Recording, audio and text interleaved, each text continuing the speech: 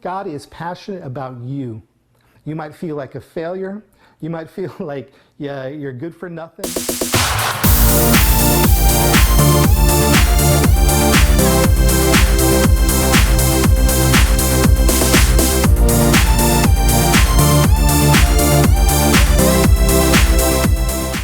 Sebelum kita lanjut, jangan lupa untuk subscribe. Karena dengan mensubscribe, artinya Anda menjadi pelanggan. Sehingga ketika ada video-video terbaru dari saya, saudara bisa lihat dan bisa dipelajari untuk kita sama-sama jadi berkat bagi hormat, kepujian, kebesaran nama Tuhan. Lanjut. Saudara yang kekasih dalam kasih Tuhan, Indonesia baru saja mengumumkan bahwa kemarin 2 Maret 2020 Presiden Jokowi secara resmi menyatakan bahwa Indonesia sudah dimasuki oleh virus corona atau COVID-19. Dan kehebohan terjadi di Indonesia, supermarket diserbu banyak barang sembako yang habis karena ya boleh dikatakan kepanikan warga yang terjadi.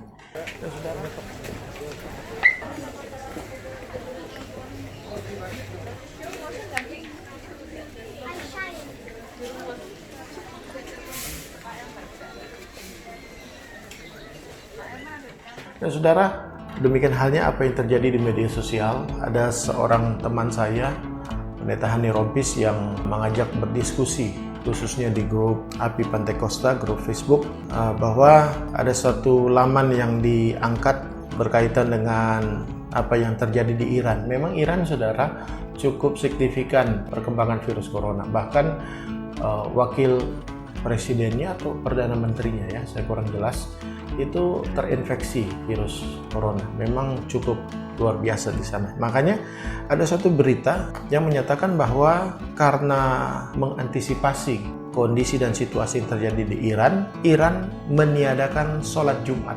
Nah, laman inilah yang diangkat oleh teman saya, Pendeta Hani Rompis, dalam grup API Pantai Kosta, yang menuliskan caption seperti ini. Mungkinkah ibadah gereja di Indonesia akan ditiadakan sebab virus corona? Gimana pandangan saudara-saudari seiman, segi PDI? Nah, saudara, saya menyampaikan sebuah pandangan, ya. Saya taruh singkat ibadah online, ya. Saya bilang demikian. Nah, banyak yang bereaksi tentang hal itu. Nah, untuk lebih memperjelas apa yang saya sampaikan, mari kita melihat sebuah tayangan atau sebuah berita yang memang sudah beberapa waktu yang lampau saya ambil berita ini. Bahkan dalam kuliah-kuliah saya sampaikan ini menjadi bahan diskusi. Tapi tidak mengapa, saya rasa ini sesuatu yang luar biasa kalau kita pelajari akhir-akhir ini. Berkaitan dengan VR Church, Virtual Reality Church. Ini dia.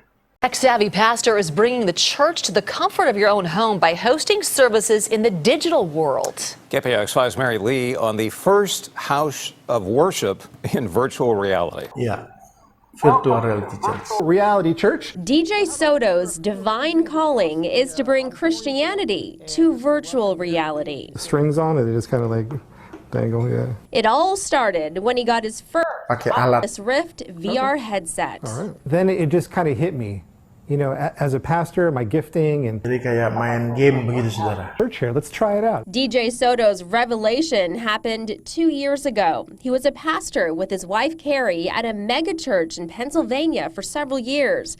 But he wanted to share the gospel in a more open, radically inclusive ini way. dia. And the virtual world was his Jadi answer. tampilannya dalam pandangan kita seperti ini, We saudara. did not know what new meant, but we thought it meant plant physical churches. And little did we know that we believe God wants us to plant virtual reality churches. Instead of physically walking through Ya, church tanpa doors, harus DJ secara fisik Soto does it untuk virtually, datang ke putting gereja, on his VR headset kita for bisa Sunday dalam tanda kutip service. berinteraksi dengan device, dengan alat I think it's seperti ini. probably what your church is like, da, da, just da, in da. VR. So we have worship music. I deliver a sermon. There's a prayer team. There's all these elements just in a Ready Player One, Matrix Inception kind of virtual world. God is passionate. Nah, dia khotbah. You might feel like a failure. You might feel like you're good for nothing. DJ Soto's family all put on Banyak. headsets and attend his virtual services, where he says people are more free to be Tapi agak-agak themselves. aneh In the jadinya, physical saudara. world, when you go to church, there's sometimes intrepidation, hesitation, because maybe people will judge Jadi, me. But in VR, semacam, because of the apa ya, avatar, there's a sense of manusia anonymity. robot So with that begitu. anonymity, Manusia it's yang a deep dikendalikan dengan- authenticity. So we're having these conversations that are just authentic and deep in VR that I've never experienced in the physical world as a pastor. Hey guys, so we have a special guest with us at Virtual Reality Church. Mary Lee from CBS in San Francisco is here. So I thought you guys would give her some emojis from all across the world. So hit those emojis, give me a little wave. And yeah, you got people from Germany, the United Kingdom, dari Jerman Florida. nanti. I wanted to experience it for myself. I put on the VR headset to attend my first Sunday service in virtual reality. Oh my goodness, and someone's flying. So it's really cool. Everywhere you look, you Ada can see yang everything terbang. in 360 view. And then I turned and I saw that big VR church sign. Yeah, I think that's one of the things for us. It's hard to translate a 2D image like on Facebook or showing church leaders. But when you look at it in virtual, Ya, sampai situ dulu, saudara. Saudara, ini fenomena yang sudah nyata di Amerika ya. Seorang hamba Tuhan namanya DJ Soto sudah melakukan, saya tidak tahu jelas, mungkin semacam aplikasi, tetapi kita perlu alatnya, semacam device namanya ya. Itu VR, virtual reality. Mereka yang hobi main game pasti tahulah itu. Jadi untuk membangun suatu suasana environment yang betul-betul dalam keadaan seperti layaknya game itu, pakai headset virtual reality itu ya. Jadi ketika kita ada di sana, kita seakan-akan ada di ruangan seperti itu. Nah, masuk dalam konteks koinonia, persekutuan, ini agak sedikit aneh sebenarnya, tapi menarik. Kenapa? Karena ya seperti itu, saudara. Di zaman sekarang di mana gereja mengalami persekusi, gereja dilarang untuk beribadah, ketika beribadah pun di ruang terbuka, di tenda, masih tetap diintimidasi. Saya rasa ini kondisi situasi seperti ini memang sulit dan sukar. Tetapi ketika kita beribadah dalam tanda kutip pakai virtual reality, kenapa tidak ya?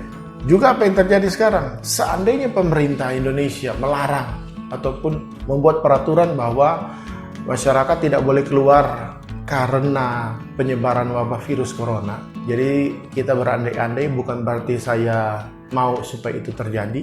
Semoga jangan terjadi, Tuhan jauhkan. Tetapi seandainya pun, saya rasa model seperti ini, virtual reality church, bisa menjadi solusi yang terbaik dalam konteks darurat seperti itu.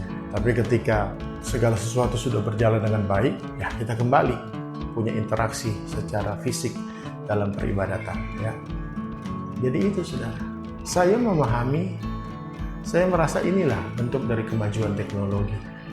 Tetapi bukan berarti ini sebagai sebuah pengganti suasana ibadah yang seperti layaknya kita beribadah saat-saat ini secara fisik.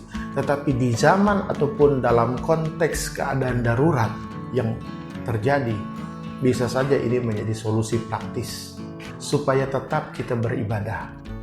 Saudara, kalaupun ada yang mungkin kurang sependapat dengan saya, silakan saudara komen di bawah. Ataupun ada yang punya pendapat lain. Sekali lagi, apa yang saya sampaikan ini hanya sebatas solusi praktis dalam kondisi darurat. Bukan mengganti esensi ibadah yang sesungguhnya.